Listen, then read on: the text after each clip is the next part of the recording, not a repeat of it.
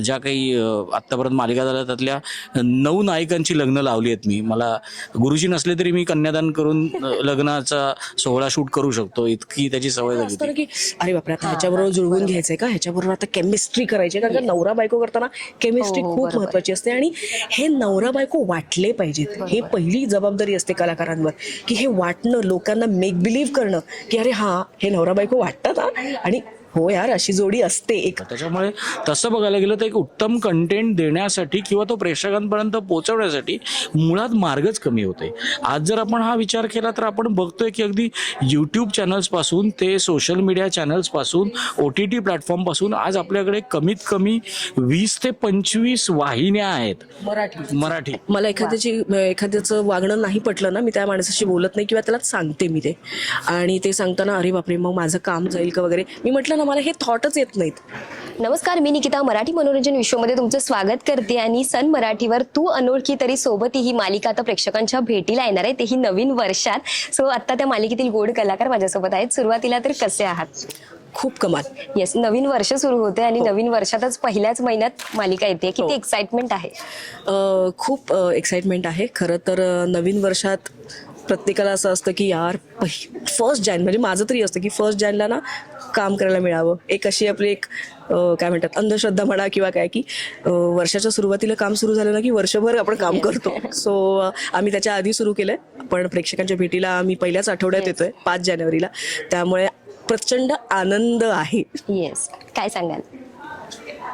सर्वप्रथम तर तमाम रसिक प्रेक्षकांना नवीन वर्षाच्या शुभेच्छा. आम्ही या नवीन वर्षामध्ये तुमच्यासाठी नवीन वर्षाचे गिफ्ट घेऊन येतोय.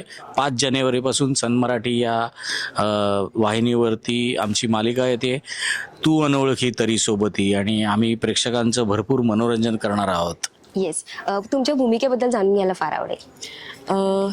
नीलांबरी देशमाने ही प्रचंड प्रॅक्टिकल, मनी माइंडेड आहे, आणि तिचं प्रेम नाही आहे का कुटुंबावर, तर आहे, पण ते पैशाच्या लेन्सने मधून बघत असते. ती प्रत्येक गोष्ट पैशाचा चष्मा घालूनच ती सगळ्यांकडे बघत असते.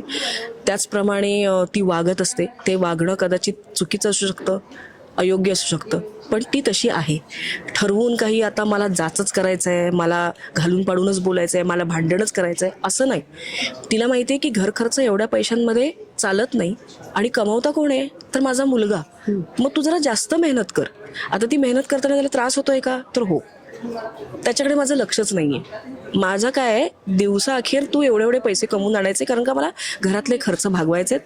प्लस तिचा जो शब्द आहे तो शेवटचा आहे, आणि तिच्या काही, मला असं वाटतं की कॅरेक्टरचा विचार केला तर काही स्वप्न तिच्या माहेरी राहिले असतील, तिला आता मुलांच्या थ्रू पूर्ण करायचे आहेत. नवऱ्या थ्रू पूर्ण करायचं बघितलं तर ते फेल गेलं, ते नाही यशस्वी झालं.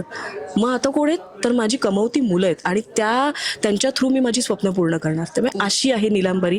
ती ठरवून काही विलन नेगेटिव्ह असं काही नाही, प्रचंड प्रॅक्टिकल आहे. आणि आपल्याला सगळ्यांनाच माहिती आहे खूप प्रॅक्टिकल लोक ना थोडीशी नेगेटिव्ह वाटू शकतात, पण त्यांच्या जागी ती कदाचित योग्यही असू शकतं. बरोबर. काय सांगाल भूमिकेबद्दल?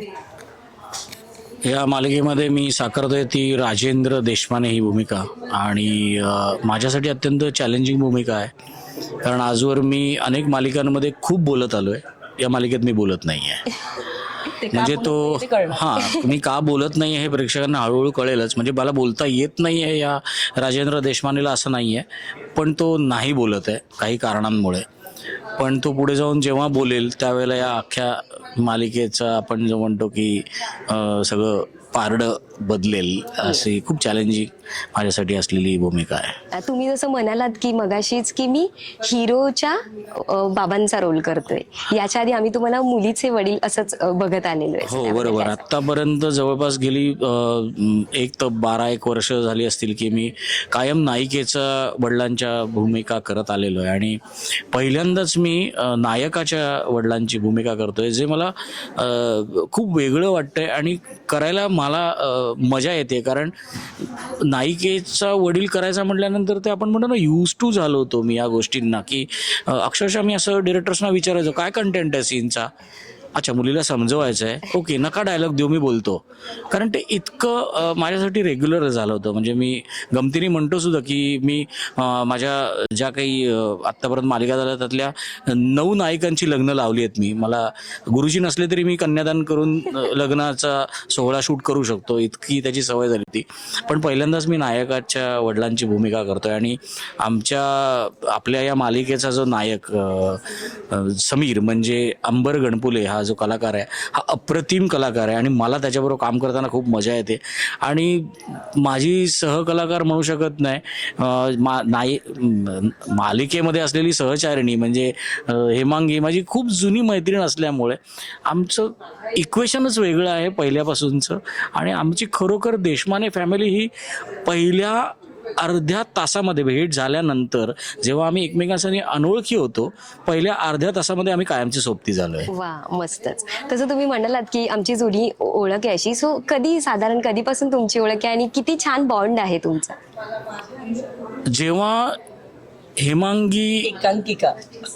जेव्हा हेमांगीला स्टेजवरती कसं उभं राहायचं असतं हेही माहिती नव्हतं.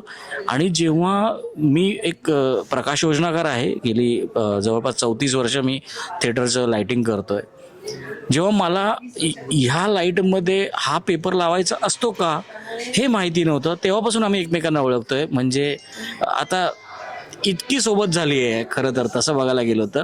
आम्ही ह्याच्या आधी सुद्धा काम केलंय, म्हणजे आम्ही थिएटरमध्ये सुद्धा एकत्र काम केलंय, आम्ही सिनेमामध्ये एकत्र काम केलंय दोघांनी. पण मालिकेमध्ये आम्ही दोघांनी पहिल्यांदा आम्ही काम करतोय आणि असं वाटत नाहीये पण पहिल्यांदा काम करतोय असं ॲब्सोल्युटली वाटत नाही. कारण ते आपण म्हणतो ती केमिस्ट्री तेव्हाच जुळलेली आहे. त्याच्यामुळे असं नाही आहे की ते हिला अगं बाई इकडे उभी राहा तर तो स्पॉटलाईट तुझ्यावरती येईल आणि मग पुढे एक शिवी जशी नेहमी येते तशी हो हो मग थोडीशी इकडे जाऊ का, इथपासूनची आमची ओळख आहे. आणि आज मला सांगायला अत्यंत आनंद होतो. म्हणजे आमच्या सगळ्या जुन्या ग्रुपमध्ये पण मी नेहमी सांगत असतो ही गोष्ट की यार हेमांगी काय होती आणि आज काय झाली आहे यार ती. आज मला खरंच एक गोष्टीचा आनंद वाटतो की मी ज्यावेळेला हेमांगीला एखादा सीन करताना समोर बघत असतो ना, मला इतक्या गोष्टी तिच्याकडनं शिकायला मिळतात ना.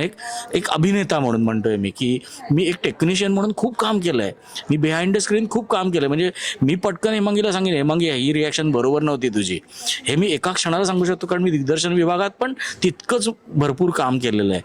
पण मी ज्यावेळेला हेमांगीला सीन करताना बघत असतो मॉनिटरवरती त्यावेळेला मला जाणवतं यार हे असं आपल्याला करता आलं पाहिजे एक आर्टिस्ट म्हणून. आणि ती पण तितकीच एक चांगली मैत्रीण आहे आणि त्याच्यापेक्षा जास्त ती खूप चांगली को-आर्टिस्ट आहे. ती असं होत नाही की अरे योगी एक काम कर ना, इथे असा रिॲक्ट हो ना, अजून छान होईल बघ, अशा पद्धतीने आमचं इक्वेशन आहे. आणि शी इज अ व्हेरी ग्रेट को-आर्टिस्ट. इतकं कौतुक ऐकलंय.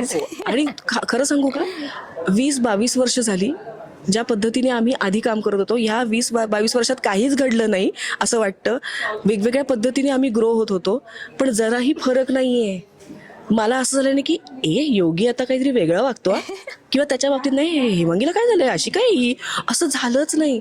जसे आम्ही पहिले भेटलो होतो तसंच. म्हणजे ह्याच्याबद्दल ना बोलणं झालं ना तो आईस ब्रेकिंग सेशन झाला, काहीच नाही. म्हणजे मधला काळ कट एडिट करून टाका.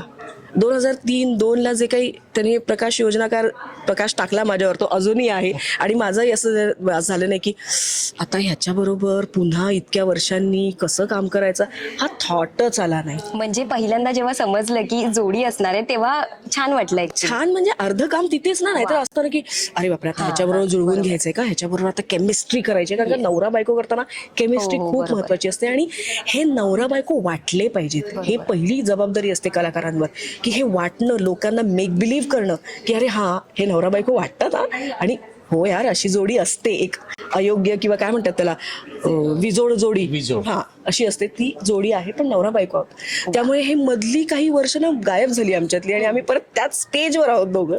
त्यामुळे मजा येते. आणि तो मुळात डिरेक्टर असल्यामुळे तो इतकं हेल्प करतो की हे करून बघ ना, ते करून बघ ना. आणि याच्यात कुठेही आविर्भाव नसतो की मी काहीतरी वेगळं सांगतोय, माझ्यात सुद्धा एक दिग्दर्शक असा आविर्भाव नसतो. फक्त एकच असतं, सीन उंचीवर न्यायचा आहे. हे मलाही कळतं, त्यालाही माहिती, आणि तो हक्काने सांगतो की अरे अरे बापरे, आता हेमांगीला सांगितलेलं तिला आवडणार नाही का, इगो हट, असलं काही नाहीच आहे. तो डायरेक्ट, कारण का त्याला माहिती आहे की सीन वर गेला पाहिजे, ते कॅरेक्टर छान दिसलं पाहिजे.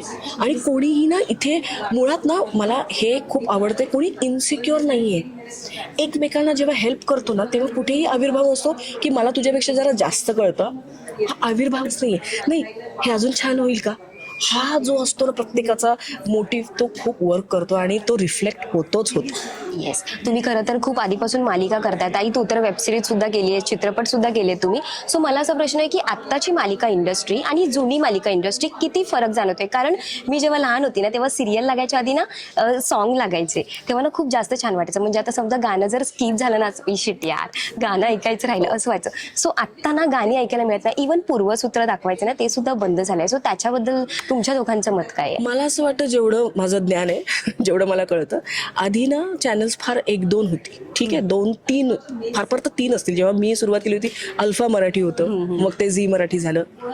त्याच्यामुळे आता कॉम्पिटिशन इतकी वाढली आहे की प्रेक्षक जाता कामा नये म्हणून डायरेक्ट सिरियल सुरू केली जाते. तो हा एक मेन शिफ्ट आहे. प्लस बऱ्याच गोष्टी एक्सटर्नल आलेल्या आहेत, सो त्याच्यामुळे पण खूप जास्त फरक आपल्याला टेक्निकल गोष्टींमुळे किंवा एक्झिक्युशनमध्ये जाणवतो. बाकी लेखक त्यांचं काम करतायत, कलाकार त्यांचं काम करतायत. सो मला फार नाही, पण हा एक बेसिक आहे की कॉम्पिटिशन वाढल्यामुळे, जसं तू म्हणाले की आता गाण्यासाठी म्हणून कोणी थांबत नाही, डायरेक्ट सुरू करतात, कारण आपला प्रेक्षक हल्ला नाही पाहिजे. मला असं वाटतं की सन मराठीवरच्या सिरियल सुरू झाल्या 6-6:30 वाजता तर 10 वाजेपर्यंत प्रेक्षक आपल्याच चॅनलवर खेळून राहायला पाहिजे, यासाठीची कॉम्पिटिशन वाढली आणि म्हणूनच या गोष्टी मिसिंग आहेत असं मला वाटतं. येस सर, तुम्ही काय सांगाल? निश्चितच या विषयावरती मी खूप चांगलं आणि खूप जास्त स्पष्ट बोलू शकतो. पण एक कलाकार म्हणून ज्या वेळेला मी बोलीन त्यावेळेला मी एवढंच सांगेन की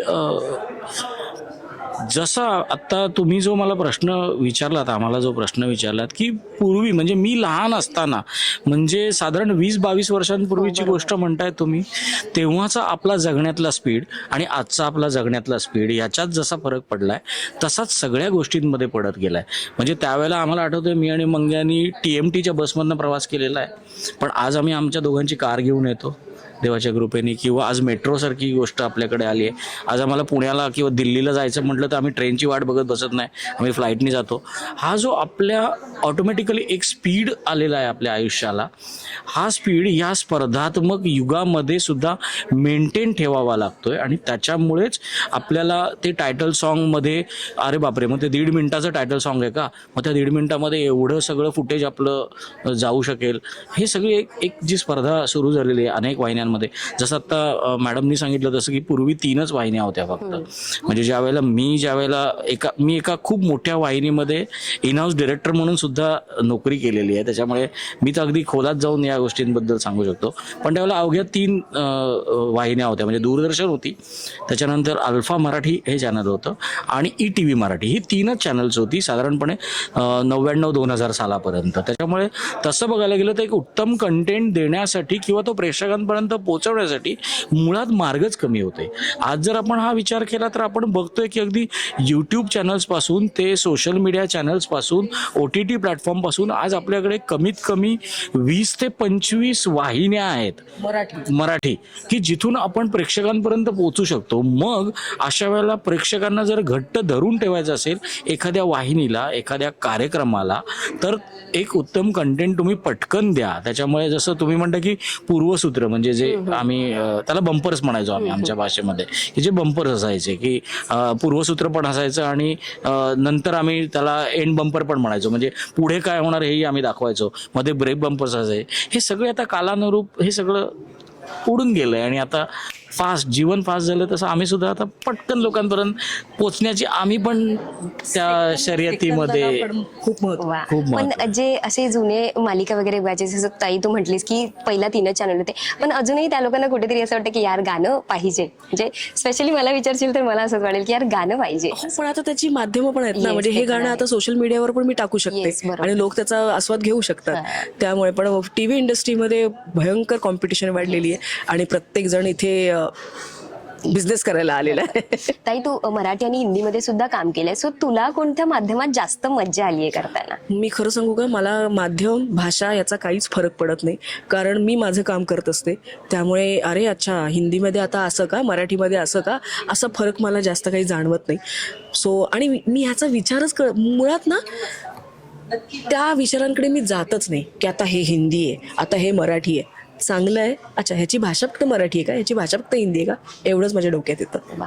आणि आणखी एक मला तुला विचारायचंय, तू अशी खूप अशी बेधडक आहेस, अशी फिअरलेस आहेस, सुरुवातीपासून हेमांगीताई अशीच आहे की कालांतराने ती अशी झालीये? नाही, मी आधीपासून अशीच आहे. मला एखाद्याचं वागणं नाही पटलं ना, मी त्या माणसाशी बोलत नाही किंवा त्याला सांगते मी ते. आणि ते सांगताना अरे बापरे मग माझं काम जाईल का वगैरे, मी म्हटलं ना मला हे थॉटच येत नाहीत. नाही आलं का ठीक आहे, मी शिकलेली आहे, हे जर नाही जमलं तर मी काही ना काहीतरी जगू शकते. माझ्या जगण्यावर काहीच परिणाम होणार नाही असे मी निर्णय कधीही हे वायर कधी घेतलेले नाही आहेत. येस, जे योग्य आहे, आणि जर माझं चुकलं तर मी माफी सुद्धा मागते. येस. जाता जाता प्रेक्षकांना काय सांगाल? एवढंच सांगेन की 5 जानेवारीपासून आम्ही दररोज रात्री तुमच्या घरी येणार आहोत, पुरोहित आणि देशमाने म्हणून. तू अनोळखी तरी सोबती आपल्या सन मराठीवर. सो आम्ही खूप एक्सायटेड आहोत आणि आमची अशी आशा आहे की तुम्ही सुद्धा तेवढेच एक्सायटेड असाल आणि दररोज रात्री आपण भेटूच 9 वाजता. तू नाही सांगणारेस काही? मी माझ्या भूमिकेत शिरलो. अरे बापरे. मी म्हणणारच होती की ते भूमिकेत शिरले. थँक्यू, तुमच्याशी Thank you. बोलून खूप छान वाटलं आणि तुम्हाला नवीन वर्षासाठी सुद्धा ऑल द बेस्ट. थँक्यू. इथून तुम्हाला पुढे पण. आणखी प्रोजेक्ट्स आम्ही बघत राहू तुमचे आणि पुन्हा पुन्हा इंटरव्ह्यू घ्यायला येऊ. येस, नक्की. Thank you so always much. Welcome. Thank you. Thank you.